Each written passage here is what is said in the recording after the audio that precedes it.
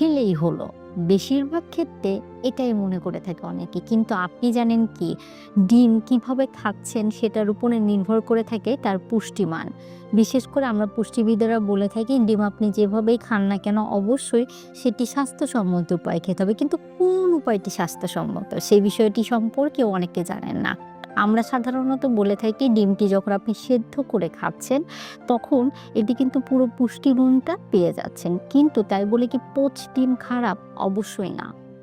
আপনি যদি ডিমকে পানিপোচ করে গ্রহণ করেন, সাথে ২-১ ফোঁটা তেল দেন, তাহলে ডিমে যে ভিটামিন এ আছে সেটি আরো বেশি শরীরে শোষিত হবে বা বেশি শরীরে অ্যাবসর্ব হবে।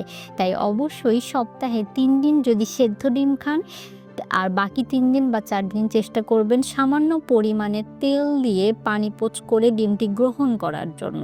এখন কথা হচ্ছে যদি পানিপুচির পরিবর্তে তেলে দিয়ে পোচ করেন সেক্ষেত্রে কি হবে? সেক্ষেত্রে দেখা যাবে যে বেশি পরিমাণে তেল ব্যবহার করা হয়। কড়াইয়ে যখন আমরা পোচ করে থাকি তখন তেলের পরিমাণ কিন্তু বেশি ব্যবহার করে। তাহলে দেখা যাচ্ছে ক্যালোরি ভ্যালুটা কিন্তু বেড়ে যায়। এজন্য মাথায় রাখতে হবে ডিমটি সেদ্ধ করে খেতে পারেন, অথবা ৩-৪ দিন সেদ্ধ করে খেলেন, বাকি ৩-৪ দিন পানি পোচ করলেন, তার সাথে সামান্য পরিমাণে তেল মিশিয়ে দিলেন। তাহলে কম তেলে পোচ ডিম খাওয়ার স্বাদটাও আপনি কিন্তু পেয়ে যাবেন।